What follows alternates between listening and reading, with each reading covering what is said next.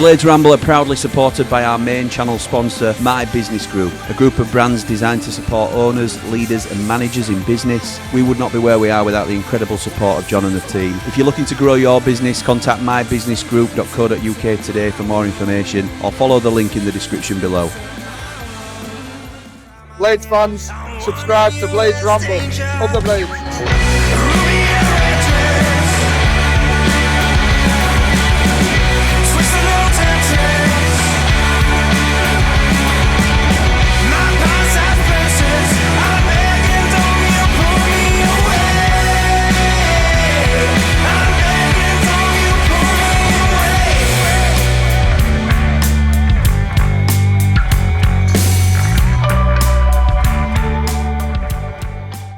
Okay, so let's get cracking. So first question, when Sheffield United came calling, what were your first thoughts?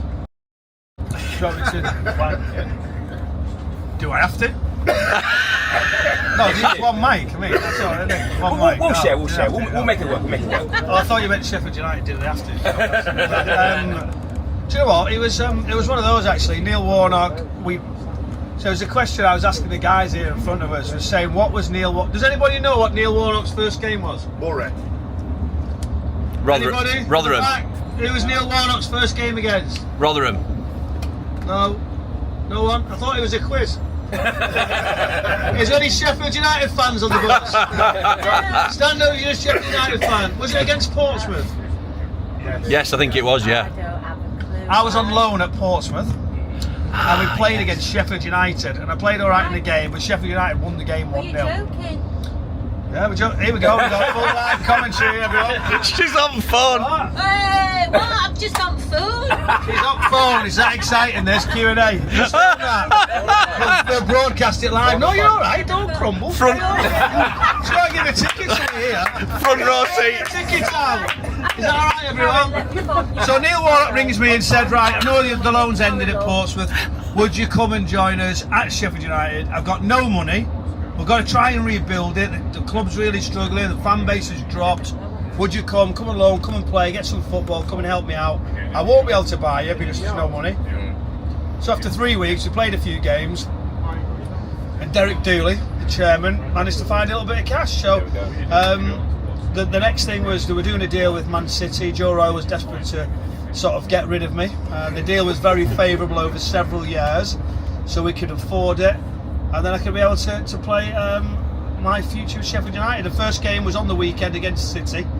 A club I work with now, who obviously do lots of games for. And I was told, whatever you do by Mike Summerby's son, he said, whatever you do, if you score, I'm thinking, there's no chance I'm going to score, is there? No chance whatsoever. Do not celebrate, because the thing the fans don't like, if anyone celebrates against them. I was like, yeah. So anyway, the ball drops and I score. 1-0 it goes, and I went to the corner. I remember Nick Summerby, stay quiet, don't celebrate. But I walked along the thing, sort of go, yes. Joe Royle, who didn't necessarily like me too much, he was just standing. You could see he was seething on the test. He just didn't like me. It was just one of those situations. We're a team that were not going so well. We won at 99, which was a famous victory, and I knew I wasn't going to play from there on. Which is still talked about, the recovery of Manchester City. It was a great memorable event at Wembley. 2 late goals, 1 on penalties. So I scored the goal, it finished 1-0, and then my Sheffield United career started from there. How much did you go for, Brown? Amazing. It was about 400 grand, I think. All right. Yeah. All right. Over 15 years. Still paying it now. Yeah, it might just to finish. We're going to move on to... Ramble Lane, Michael, or would it be? Ramble Lane. Ramble Lane. Yeah. We'll move on to question 2. So, as a tough tackling midfielder and a bit of a wind-up merchant, which I've kind of got from the trip already. No, you're all right, mate. Did you secretly enjoy being booed? I think it's a bit like, do you know when you have a podcast, was it called The Blades? What's it called? Cheap pop, by the way, mate. The Blades Bumble. Make sure you I'm not having this. I'm not having this. Booed, but he keeps coming back. Like and subscribe. Like and subscribe. Videos like here, do you know? Don't like and subscribe. Whoa! What's it called? What? Blades Ramble, you know like it. and subscribe, sorry. So it's one of You're those unbelievable. Really, if someone boos, you just... But one of the ones you talk about booing, Paul Pescasolido, great player for Sheffield Great United. striker. Wonderful guy. Married to Karen Brady, who's obviously very high-powered woman who's done very, very well in the sport. We're travelling to Millwall. I get booed today.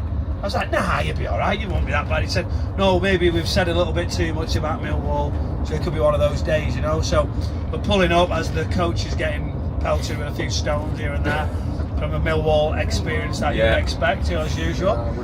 Usual stuff, and it was normal. And then as we were going to warm up, I was, Pesco's, he was right next to me. He was like following it. It's like, I'm thinking, he wants to go out with me, doesn't he? So as he's gone to go out, I've let him go and left him on his own, haven't I? Booing was a thing. Let me tell you, we go there, and every time he walked, then it was so big, every time he warmed up. So booing does it. I used to just laugh, especially when you were on the bench, which I found a lot of that in my career. You just did, you know, you like the challenge, you like taking situations on, proving people wrong, and trying to do as good as you can. So yeah, I didn't mind it. I think it comes with it. I think what I don't sometimes like is, for instance, if a player's done very well for a football club, then he's left. It's his choice. Do you know whether and people say, well, why did he leave now? Why did he go there? Why didn't he get some money? So the contracts are signed in good faith, and generally, so I feel like there is respect needed. And sometimes it doesn't always go like that. Well said. Absolutely. Well said. Well said. On to question 3. Be honest. Always. Be honest. Good questions, these. Good questions. How much did derbies mean to you? Well, Derby County was a fantastic. No, I played in some really important ones. I mean, you obviously know which is the best derby, don't you? Yeah? Hartlepool United versus Derby. It's still the standout one. Did you all agree with that or not? Monkey hangers. Honestly, my hometown club, I got to play in it when I was 18. Let me tell you, Monkey Hangers is shouted behind me from that guy who keeps bumbling on again. So, you know, why is he even here? He doesn't even support Sheffield United. So on a serious note, you know, I got to play in one that I grew up at Hartlepool United as a ball boy, as someone who was there. Obviously, I love football in different levels, but that one was a different derby. I managed to come up against him. We were right at the bottom of League 2. I said to my dad, I'm coming home to play on loan at Hartlepool. He said, no, you're not. Impossible, you'll ruin your career, don't do it. I thought, you know what, I've moved away as a young lad, straight from GCSEs, I'm going to give it a go. And I got there and I got tackled, I got really bad foul against my ankle. Free kick come, managed to score. Ran across and there was like, you know, there's only like 300 people because it's not that big. And you could see all the people you'd grown up with and your dad in the stands, you know, celebrating. And that moment, it was something special. So even though we could talk about huge derbies, I can talk about still meaning to the football fan what another derby was, which is not necessarily what everybody thinks. The Sheffield derby. I mean, I got first memory scoring it away at Hillsborough, as you can imagine. So everyone thinks, yeah, it's the goal I scored at home, which was a special moment to score there and to win. That's really some you know, to do well away from home in a Sheffield derby. To get the goal, I think it's gone on record. We talked about it so many times. That's the best memory, you know, rather than winning a trophy, winning a league. I've personally got that throughout my life now. I think every time a derby day comes up, every time it's January, it's ran by it, it's flashed in, and it just makes me so proud that I've got a moment to share my 4 years with. So, yeah, lucky derbies are fantastic. North London derby, we lost 5-4 in one of the greatest ever games. Yes, I was on the receiving end to Arsenal, so to play in that game was amazing. 2-2 when they won the league at White Hart Lane, which wasn't great, but it was still to play in the magnitude of a game like that. The Manchester derby, I played in a few of those, and obviously last week I was there. We were running some of those games in while I was working for City, and obviously watching that means that Manchester United did what they did last week. So I've been lucky. I can go on. Fulham, Chelsea. Fulham hadn't beat Chelsea in 30 odd years, and we beat them 1-0 at the Cottage. And yes, it's little Fulham against Chelsea, but what it meant in that stadium. So, you know, I've been very fortunate. And we're coming down here now. I play for Portsmouth. To play against Southampton was the massive one on my bucket list. I hurt my back. I was out for 3 weeks. Avram Grant. was the manager, Chelsea manager, as we know, in Champions League, etc.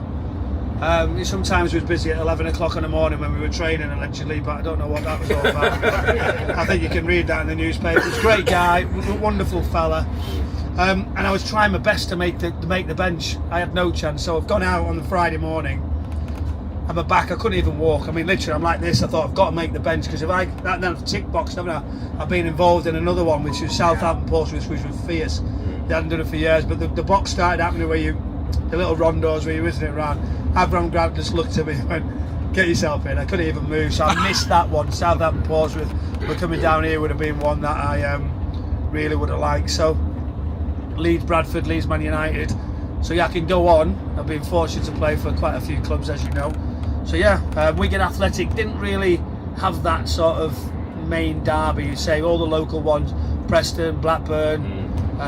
You know, it's still there, but didn't really have the magnitude of others. Yeah, absolutely.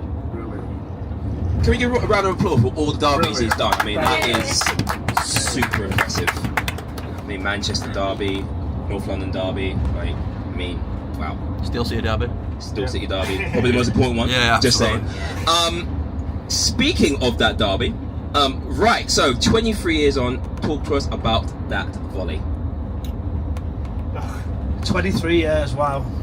Yeah, I can showing in at the age of us. On the bus, they were saying I was there and enjoyed that moment. And it is the one thing that every Sheffield United fan I meet, wherever you'd be the strangest of places, you wouldn't even believe you'd be on holiday somewhere far and wide, and someone would come up and remind you of what you've done. So I think the joy it gave me was as much as what the other Sheffield United fans had on the day. To see it go in, still picture it, and they know, don't they? When I meet, do you know what else as well? I'll tell you something else. Do you know when you meet the Sheffield Wednesday fans? They also say it, but with a totally different feeling about it. As you can imagine, they don't fully like it, do they? And it was you, I sort of get a bit of a swear word, and there's a particular photographer who works for City, so I see him all the time, so we always have this banter between Sheffield United and Sheffield Wednesday, so I'm reminding him a little bit at the moment how it's not going so well, but I just go like past him like this and do this volley action. He just walks off. The second Sheffield United lose, he gets on me, I finish him. But you know, it was the dinner as well. 125 years I think of Sheffield United, and I was there with Rob Coslop, Paddy Kenny, lots of the guys who are obviously on this trip today. And there was an award for the greatest ever goal for Sheffield United. And I see Tony Curry, I see all the other legends from before my era. Don't say it was the same era, because it wasn't. I know it looks the same now. He's aging well, isn't he, TC? He's doing all right. He's having a night off tonight because he's working tomorrow, so he's not coming down. So they've sent us. That's the only reason I think I got this gig, because TC said no. So I'm sat there thinking they can't give it me, because there's like worldly goals, but it's gone down to the last couple. I think Jack Yelka might have got one for that rocket recent time against Leeds. Then it's come to it, and to be given it, it was a special moment, and the trophy still there. And my boy just keeps it on top of his. Yes, he's got a fire in his bedroom before anyone says, like a fire on the top, and we just keep it there. But it's an amazing to have it whenever I'm feeling down, whenever I see it. Do you know what as well? It's my birthday on Sunday, and generally that's when I get the reminder, because someone would put happy birthday on whatever social or send me a message, and that would be the tag next to it. So I think that's the best birthday present that you can have every single season. And happy birthday for the 25th, by the way. Thank you. Yes, happy birthday. I think moving on adding on to that question, when you hit the ball, did you instantly know it was going in? Yeah. Well, to be honest, normally when I hit it, you knew it wasn't going in. It felt different. Yeah. So I thought, do you know what? I'd hit one the week before. It was either the week before or the week after, in the FA Cup against Ipswich, against Joe Rowe, which was, that was volley too, wasn't it? Which was quite nice. So it was 2 in like a week. It was like buses, wasn't it? Yeah. But there's 3 on this trip, not 2. That's why I went for the next one. But there's, on a serious note though, do you know, like you just hit it, and I just thought, oh, that's good. And it's like, it's got a chance. It's got a chance. And then it's like a slow-mo feeling as it just drifts and glides. And then the goalie, he made it even better, didn't he? Yeah. I think that finished him. Technique unreal. Technique unreal. Great guys, and it says, and Cammy commentary on it as well. Cammy does the commentary on Yeah. it. And do you know actually what's mad, which I didn't realise? The head of BBC 5 Live has also got a commentary on it on Radio Sheffield. And I didn't know till years later. He's now the boss, and the big boss as well. He was on TV, now he's head of the 5 Live. And he was commentating for Radio Sheffield as a young journalist also. So I only heard his clip only maybe last year, because they were like, have you heard this? And then luckily I didn't say it sounded bad or it sounded anything other than that, because it was the boss and he was driving home listening to it. I just got this message. Brilliant, mate, brilliant. Yeah, really good commentary, yeah. I didn't realise that was you. I mean, wonderful, really good. So yeah, really, really good moment. Best goal of your career? I mean, my personal favourite was your goal against Grimsby Town to make it 4-1. You went on your right foot, then levered it with your left foot and it went top corner. That one was probably my favourite goal of yours. Knowledge there. That's class, isn't it? He only found that this morning. Yeah, he did, yeah. He only seen the question. So we have a clue. I sent it. I've been watching that goal for some I sent him it. time, yeah. The Grimsby goal. I was thinking, do you know, I remember when I seen it, I do that with every commentary now. Oh, he's great, chest it down, he's really good at running in behind, really good. Respect the hustle. Yeah, Respect the hustle. do you know that goal, I was literally just thinking, I'll drive past a few, because you got a bit confident, don't you, when you've scored a few goals, have a dribble. I remember travelling across, and because we were cruising that night, and because it was Grimsby away, right? Yeah. I love going to Grimsby, best fish and chips, really. I'm from the north side, by the sea, so I'm not having to go to Grimsby, but because it was Grimsby, it wasn't like put out there like it would be in another game, if that makes any sense. So, but I managed to travel across and then hit it back, and I've hit it as clean as sweet. It was right on the edge of the area, but it just reversed right into the top corner. So it was a wonderful one, and another one which was strange. I was 21 and I was chasing this young lady who worked as a waitress, right, in a pub in Wilmslow. And I've been chasing her like mad, and she's sacking me off all the time, right? I'm like, come on, any chance or what? Like, no, not interested, not bothered, like that, no chance. So I said, anyway, I went and got a new car, Mercedes. That probably helped. That helped. She suddenly wanted to come. I said, come to the game. I was really close to the corporate hospitality people to give me a box, and it was a cup game actually. It was against Darlington, which, against, as you know, is my local rival. I played against Sheffield Wednesday. So, I've managed to score on the night, and my wife stayed with me ever since. That was in the 2002-2003 season, those goals, wasn't it, essentially? Yeah. That season, I just want to say, you had 54 league appearances, 22 goals, 16 goals in the league, and actually, you were the top scorer for that season, weren't you? Is that correct? Oh, for Sheffield, top scorer for Sheffield United. Yeah, Yeah. I don't think it would have been in the league. I don't remember that. From midfield. From midfield, and I think you made the PFA team for that division with Michael Tong as well. Yeah, So that was that season. I think every goal you scored, literally you scored goals with your left foot, with your right foot. You actually scored goals in the box, outside the box. Do you feel that was your best ever season, or do you feel there was another season? That's kind of my personal question I wanted to ask. That's good, mate, yeah. Was that your best ever season, or would you say there was another season that was more you were fond of, essentially? Or 2 or 3. I think from a Sheffield United point of view, that was the year you, as a midfield player, you don't always get the rewards. Like I talked about the goal. So when you score all the goals, accolades come your way. To score it from midfield, yes, there was 6 penalties, almost 7 by the way. 6 out of 6. Almost 7. I didn't miss it.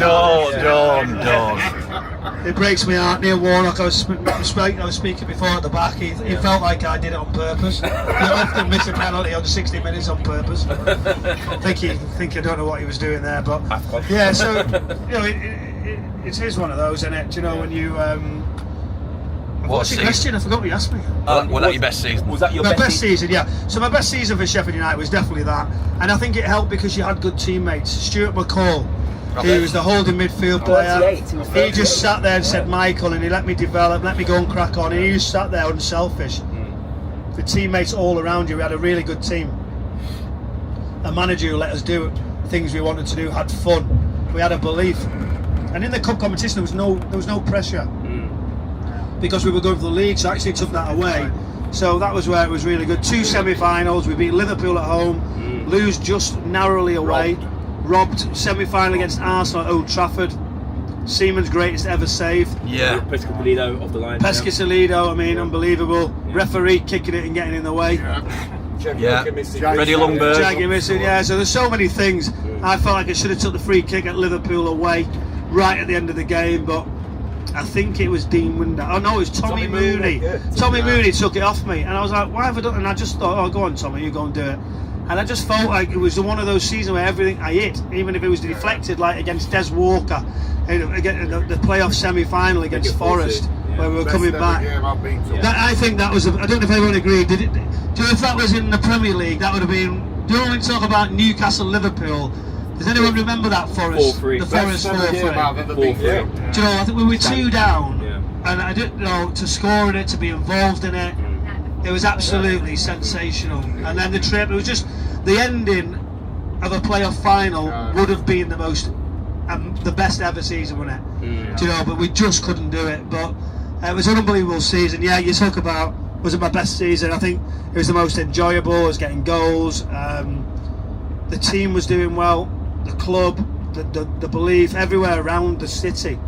And even for us to get a wonderful turnout outside the town hall for effectively failing. But you know, I never forget, I was standing there, and I think even the fans went, do you know what, we've not done it, but that doesn't get any better, do you know, to do what we did. And yeah, we've gone on and as a football club and got promoted, which is the ultimate. But that season, I feel, give us equally or more because of the two cup, to have two to win one semi-final. We beat Liverpool as a championship team, and battered Arsenal at times as the Arsenal. Listen, after that I had lovely things of a career in the Premier League. Do you know, where you go, I've not scored a goal, I've not done anything, but you're solid, you're in the middle, you're doing well, you're playing in top games, is what you want to do. Do you know, prove yourself. You asked about being booed or proving yourself week in, week out, and in the Premier League that does that to you. So to go and be able to do it with different clubs, with Spurs, with Fulham, with Portsmouth, Wigan, etc. After that was obviously something I'd build the foundations through with Sheffield United. So, and that wasn't scoring goals. That was back to going, right, I've gone to Spurs, and they said, right, you're on free kicks, you're on corners, because they know I could do all this, and I had a decent right foot. And I'm looking, I'm thinking, no one's getting the ball back, and the competition to do the good stuff was really high. So I went back to doing the ugly stuff because I knew then I'd play, and I stayed with that side because the next step up, I wasn't good enough to do that. So you had to be able to adapt and change. Absolutely. Nice, mate. That game, Forest that led the best game I've ever been to. Yeah. Both those legs were like really good. I remember that second leg, you know, basically the scoring, I think, and then obviously then the own goals. Well, that game literally was like amazing. It was a really amazing game. Right, moving on. Who was the easiest opposition player to wind up? Oh, that's a good question. They are good questions, don't you? Right. This is a big one. No, right. Easiest opposition to, you know, over the years there's been quite a few. What's mad now, some of the current day managers are actually the ones I could get into the best. Go on then. Patrick Vieira, Yes. manager, Yeah. he'd hate it, jump on his toes, he was bigger than me. I'm thinking, well, we've got to be careful here, but I kept doing it, pushing him all the way. So he was there, but didn't really say much, right? Frank Lampard. So I started to play against him a little bit more, and there was big games, we had a cup final, and I just remember seeing him, and every time we went in the tunnel, Frank Lampard would go, "Oh no, not you." And I'd be like, "Come on then, Frank, let's have it today, we'll have a right go," and he's just dying. So I'd get tight to him, give him a little bit of a nick. But you know, whenever you've seen him, ultimate respect, very polite, great to see him doing well, but he really, you know, you knew he didn't like playing against you. Next one, Keith Andrews. Whenever you caught Keith, he wouldn't talk to me. Whenever I'd see him anywhere away from football because you had a battle, hate you completely. But then worked with him in the media, doing some Sky, now seeing him do so well. So you build a relationship differently, don't you? Scott Parker. Like, used to kick him, great battles. It started at West Ham. myself and Lee Catamo, Wilson Palacios, and it was Mark Noble and Scott Parker. Yeah. And them battles were insane, intense, fully really right out, all out, everybody. Those were the days where battles were, you know, that was serious. You have to go, you have to give it or you will be ran over. And that's what they bring you. You know, them boys were really good. And I never spoke. I'd see Scott on holiday year after year, Dubai, somewhere else, and he'd always look the other way. Do you know what I'm thinking? I don't ever want to talk to him ever. I'm sort of like, we're picking kids up during the play area, right? Like, the water's this deep and he's looking one way and I'm thinking, all right, I'll just look the other way then. It's fine. So then I'm working for Sky Sports, and you know when you do that Soccer Saturday and you've got to go and interview the manager after, but you won't necessarily see that clip. You'll see where it comes to you when you've got the headset and you report on the game. But afterwards, as part of that, you've got to go and do the manager's questions. Yeah. But you don't only necessarily see their answers, you know, in vision. So anyway, I've got to go and interview Scott Parker. It's at Birmingham, and it's right down the tunnel. It's underneath the stand, and I can see him go at the press office who I know, Carmelo, and obviously because I played for Fulham, and he's gone, "What, him? What do I do to him?" And I can see him say it. And as he's walking down, I'm thinking, oh, brilliant, this. I'm in my element. I know he doesn't want to talk to me ever. He hates me guts, I know it. So he's going, well done today, you know, give the interview.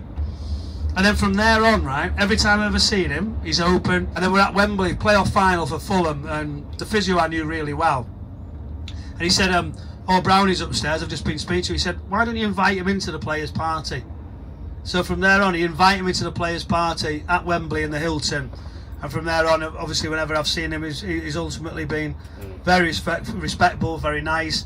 And I think, so you can have the biggest wind-ups, you can have the biggest battles, there's lots of players. Vinnie Jones just started early on, Nicky Butt was relentless, Roy Keane, I set a little fuse in a Manchester derby, jumped out, him and Niall Quinn at it, they didn't speak for 3 or 4 years, it's in the book.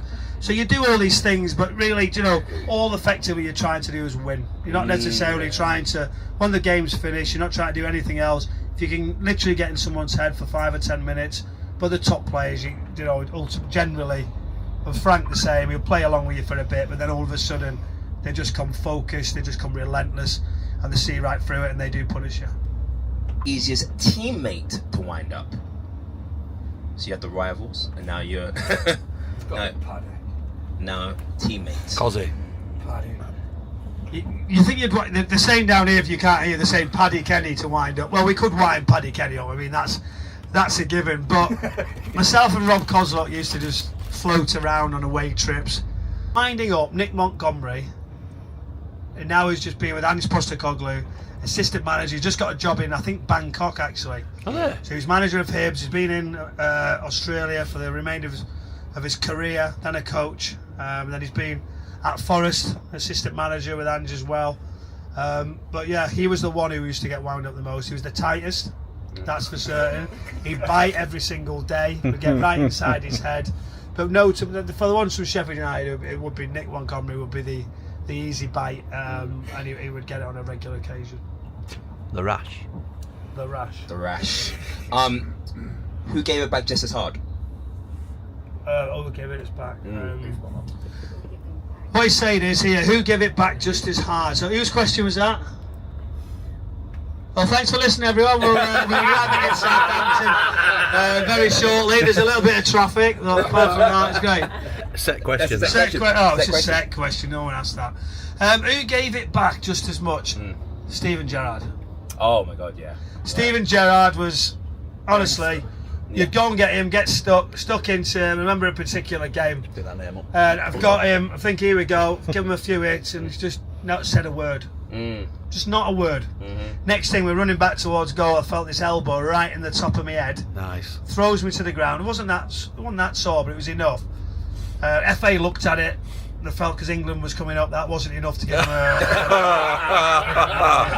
Really? I mean, as if he couldn't get a red card. Do you think I'd have got one? Yeah, I would. But you know what? What a brilliant guy. Whack him, do whatever you want, get up. Afterwards he's gone, do you know what he took it as? Respect for him. Yeah. That he goes, they're doing this to me because I'm that good. Yeah. Rather than reacting the other way. He's right as well. And he just thought, you know, he was that good. Yeah. He was that good. And that's why I say he's the number one. And and he'd come back and he'd just wallop you back the same, exactly the same. But then, do you know what he'd do? He'd whiz out to the right hand side, cross it, then run in and head the same ball.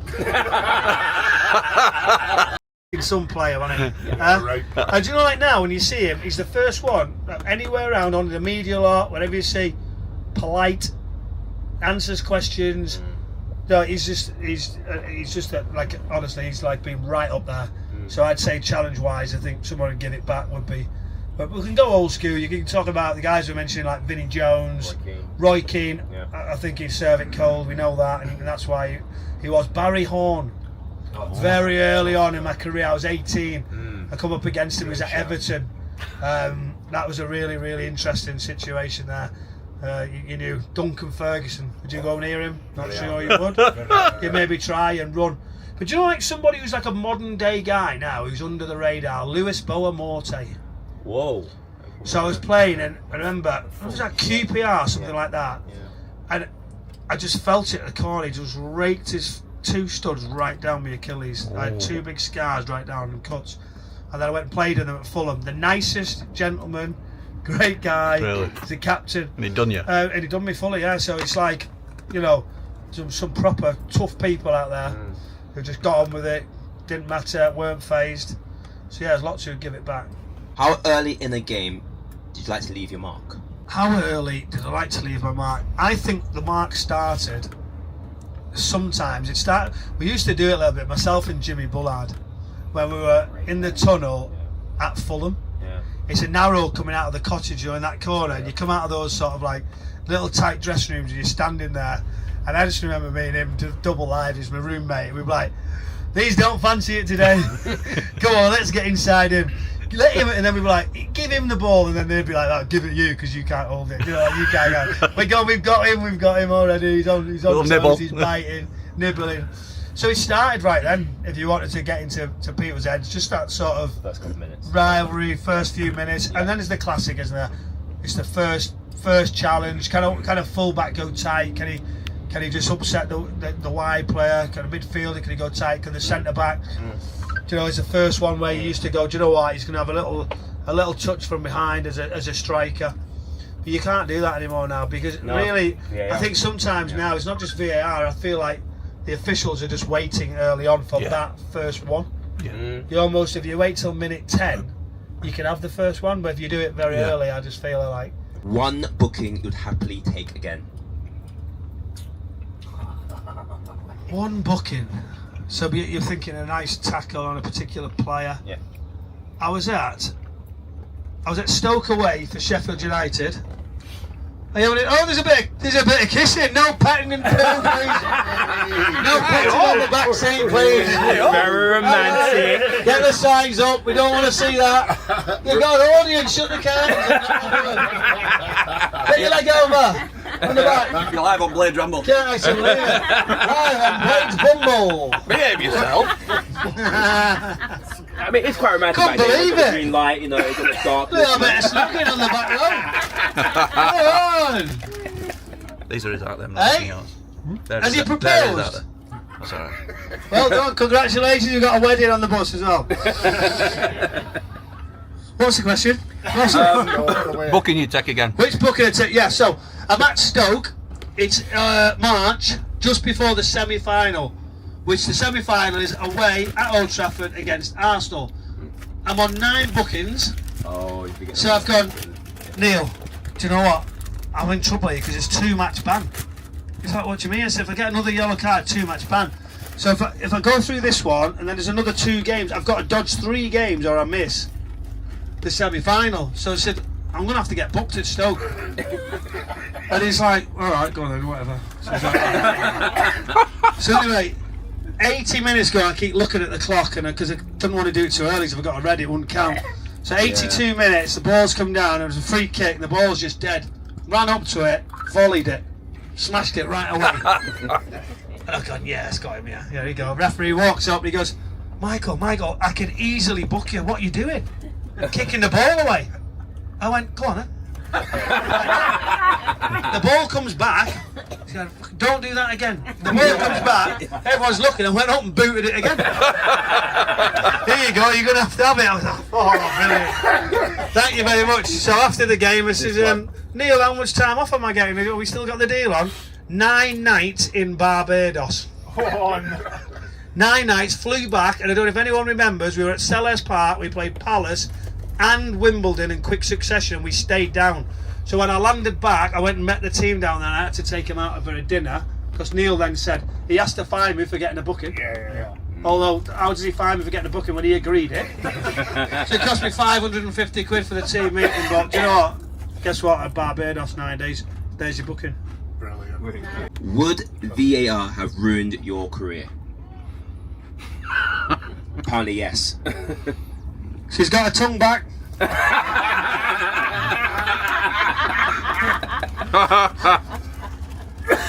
Yes.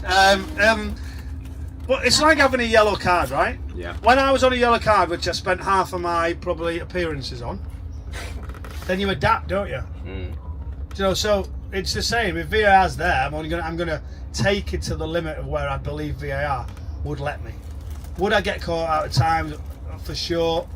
If I played anywhere like I did, for certain we would have. But it's a shame really, because I feel sometimes we want a bit of that physicality. We're seeing challenge where we see a locked leg against someone that's no real impact and it's a red card. We've seen them recently. But we still want to have that little bit of stuff, like I mentioned, the rivalry with the players. For me as a midfielder, we don't want the stupid tackles, which I've been guilty of. I know that and I shouldn't do it. We don't want to see that. But you know, we still want to try and have a little bit of a competitive feel in the middle of the pitch. That's something obviously I enjoyed. I still think supporters like you to be wholehearted and giving everything. Yeah. We've seen recent red cards. We can be stupid, whether it be at Sheffield United or wherever.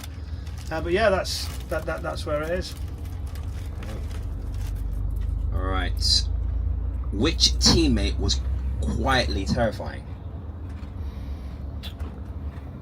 Quietly terrifying. Okay. I think Jimmy Bullard was, when I roomed with him, he was terrifying because he had this challenge of not being able to sit still, always want attention. So terrifying, he would do things to you that you wouldn't actually catch your breath, and I wouldn't say, wow, there's a load of cameras on. He would do anything you want. So terrifying, but also very fun at the same time. And then there's players who are quiet, you know, like you don't know what you're going to get. You're in the head and you don't know if they're going to flip or do something, you know, like a real sort of, I don't know, like a, you know, they've got an angry streak, you know, they've got something about them that can just turn on at any point. So Always the quiet ones. yeah, it's going to be the quiet ones, you know, the ones who stay very quiet, who just have a little bit of a temper that you don't necessarily see, and they're pushed right to the maximum. So teammates would be like that. I think over the years we've all fell out with different teammates and different scenarios. I mean, you know, Paddy was always quite fiery. You never knew what edge Paddy was going to be like. He was on this trip today, as we know. Paddy, you know, very fun, but also, you know, he had a belief. He was from somewhere. If he didn't like something, you're certainly going to know about it. And no one really took Paddy on. That's it. Except for Curtis Davies, who knocked his head off. Hey! He'd lost 3 stone. He lost all his power. I thought he'd had his hair cut off. He lost his power.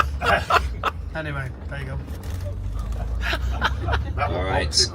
Who was the maddest in the dressing room? No, there's not one answer. There's 2. There's 2. There's one Sheffield United. I've mentioned them both already. Okay. So in the dressing room, obviously, Rob Coslock was just, honestly, sensational. Underrated for his ability, but for in the dressing room, honestly, every player from every football club would tell you how good he is to have around. You know, humour like you've never seen, practical jokes, very quick. But then some people would meet him today, you'd see a different side of him, very quiet, not necessarily the person you'd think, but held the dressing room right together. Brilliant guy, hilarious what he did on the training pitch. Nothing would faze him. The things we did for years as roommates were fantastic, and then to have around as well, funniest Jimmy Bullard, practical jokes, the things we do. Underrated. Underrated as well, player wise. Yeah, Had his bad injuries in the end. Obviously tried his golf. addicted to Coca-Cola. He's like a sugar rush. He's just nuts. He's tried to be on the pro scene with golf because he's tried that as well. But yeah, he's some good guys. I mean, the tricks we do over the years, in hotels when we're away, because he'd just go and sing in a wedding, when they're not expecting it, go and trip over the bride's gown, do anything he possibly could. Me and Jimmy Bullard signed thousands off to Chris Coleman's room when we were golfing. Just nothing was safe, was it? All fun. I remember chasing the horse and carriage through the centre of London with Bullard about 3 in the morning. I think that's ultimately right up there with one of the funniest. I love it. Best Warnock story. Give us a few already. The but best Warnock story. Yeah. I mean, it's hard to explain with Warnock stories. I mean, I've mentioned before about only recently. I hadn't seen him a while. Invited him to do City TV. Pep Guardiola said he'd want to meet him, so we went in. Me, Kyle Walker, Pep, and Neil were in there, and he was on about football, different scenarios, and he says, "Pep, that Ake guy, he's all right, isn't he?" And that Docky, you've done well with him. Never expected Ake to do so well, have you?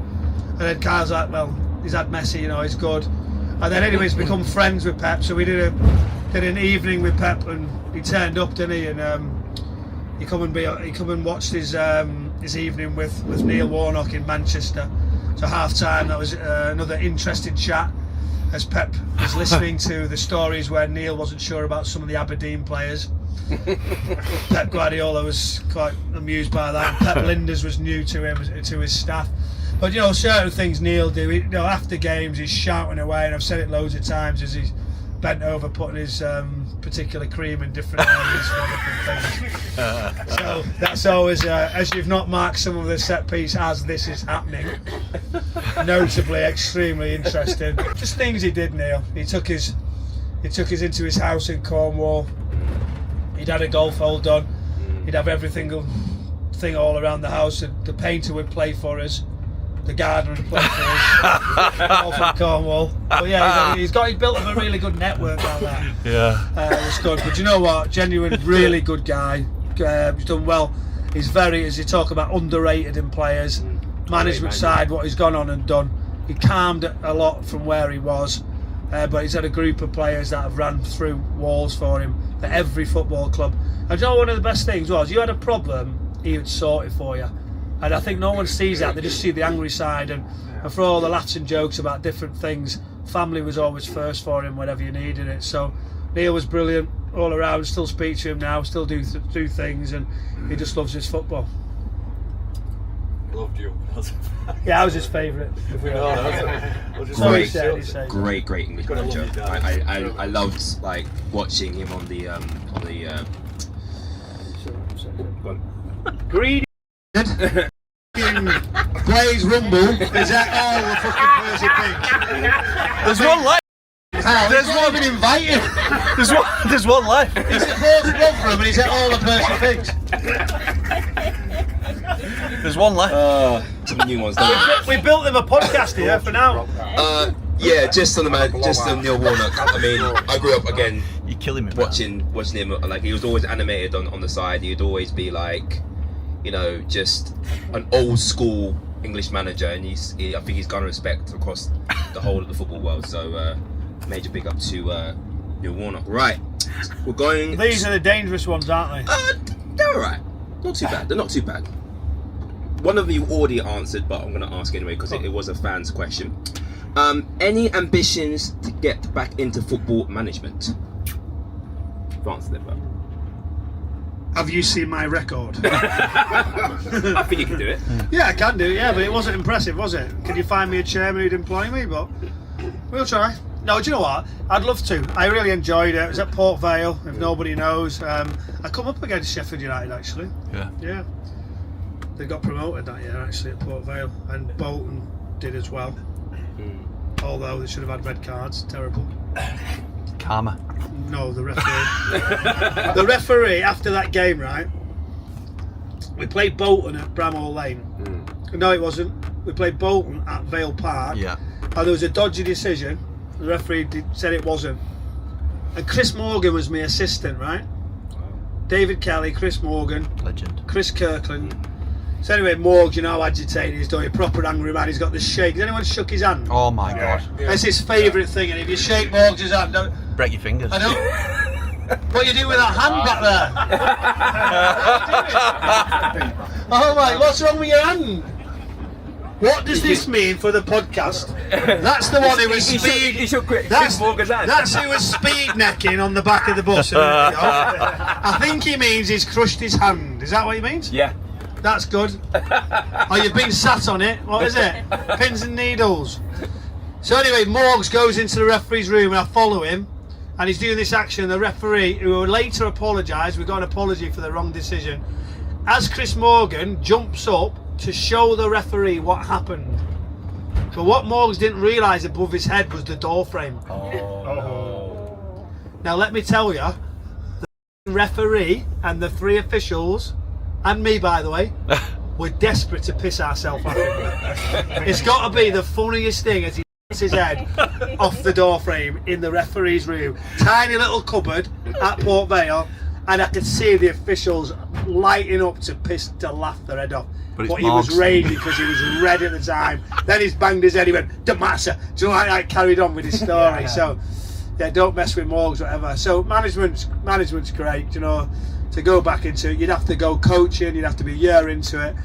You know, I really enjoy my media now. I'd love to have done it. I'd love to do it again, but realistically, you're not seeing your family. It might last 10 minutes again.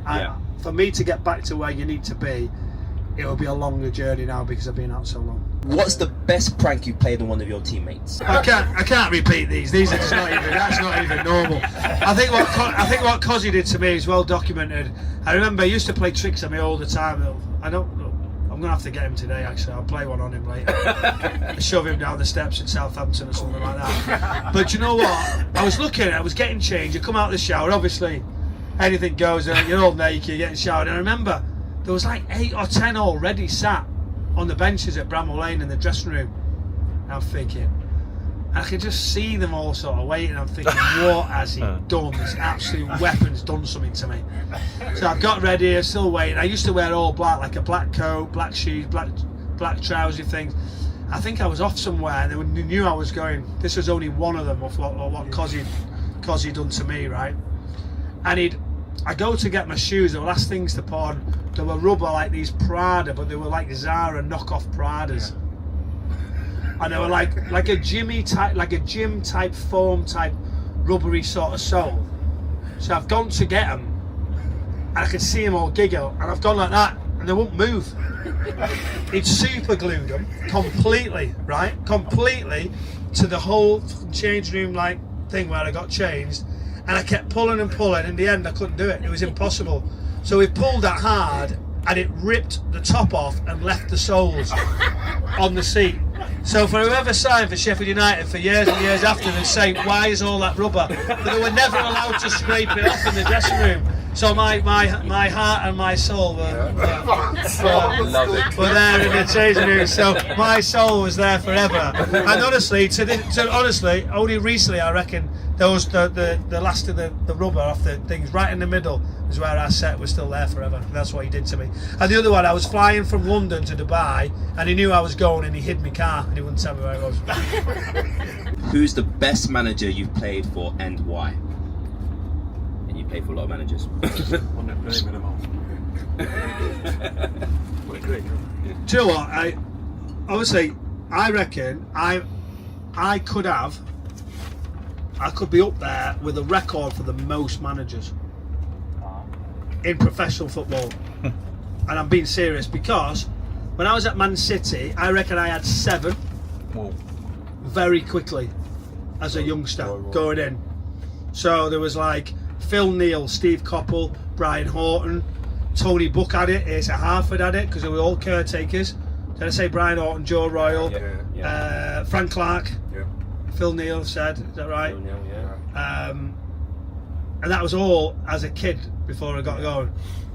Then that's a lot, isn't it, straight away. Then we've gone Warnock, then we've gone Alan Ball again, and then I had a caretaker manager called, I can't remember his name, he came in from Arsenal, Bob or someone. Like, he came in as a caretaker. Then when I went to Sheffield United, I left, and then from there on, I've had, honestly, the list goes on. Spurs, Pleat, Santini, Chris Hughton, Martin Yole. Fulham, Chris Coleman, Laurie Sanchez, Avram Grant, Steve Coppell, Paul Hart. This was Pompey. Wigan, Steve Bruce, John Benson, Chris Hutchins, Roberto Martinez. Hartlepool, can't remember who was it at Hartlepool. It was, come back to that. Port Vale, Mickey Adams, Rob Page. Who else? Leeds United, Neil Warnock, Simon Grayson, McDermott. Honestly, the list is just hideous. It's a hideous amount of managers that I've had right throughout. And you could do a couple of 21 managers, and you know where you go from there. So I forgot your question. Who's the best one? See, I've just dodged it. Why do we have to answer that question? The best one. Neil Warnock done fantastic for me. Alan Ball gave me my debut. I respect that ultimately. Sadly not with us. For giving me my debut at a young age was amazing to get that. Neil Warnock got my career, got me back on track. Really got me back to the Premier League, which was amazing. What he did for me. Chris Coleman I found was wonderful. I just feel like he had a great feeling with the players.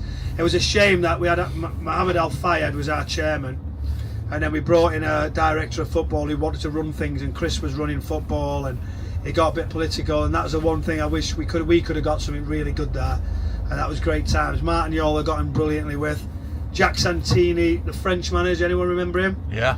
So he came in, I was like, oh my God, I'm going to work with the French manager. I was very fortunate, I learnt a lot of so many. Peter Reid, I didn't mention, when I first signed, for City. That's me KFC kicking up that. Percy Pigs. Percy Pigs. Percy Pigs. Anyone got any Percy Pigs? Yeah, Jimmy. Anyone got any Percy Jimmies? There's plenty left in here, don't you worry. I think we should keep this podcast going because his hand must be hurting now, video and all. That's a strong right arm. Who's got the strongest right arm? You or...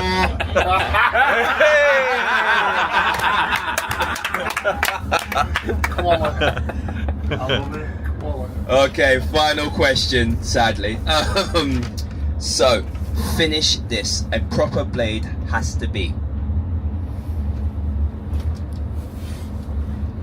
I think you just got to be honest. I think that's the truth. Unless you've got ultimate ability with something special, I think the fans say, as there is speaking to everybody today, I think they want to see sort of heartful performances. I feel lots of energy, dynamic where you can be, but people having a go. I think that's the point. Yep. Who give everything all the time, and I think they'll be very good with you, even if you not necessarily have the best of ability. I think some clubs are different. I feel like there's certain clubs who want flair, but I think we have an honesty here, and I think a team player to get on with people, I think, would be something.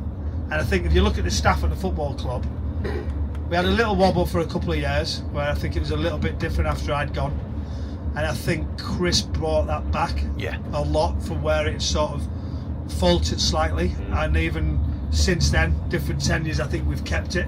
Agreed. I really feel like that's important. Yes, he's back, but I think since that change, other people would agree, it's sort of come back with the people in and around it. Chief exec, everybody who knows and understands now what it's about. We've had different owners; they'll still be learning of what we need at this club.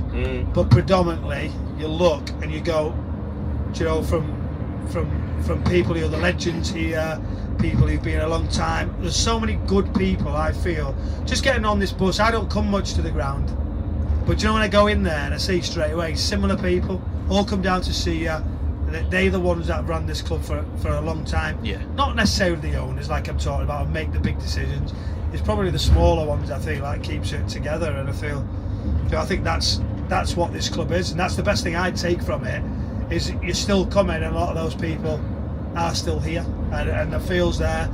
I think the dressing room should be the same what we all created years ago. you know, of that fun, that enjoyment. And I think they've kept that a lot, you know. I think there's still a lot of it because it's rolling on.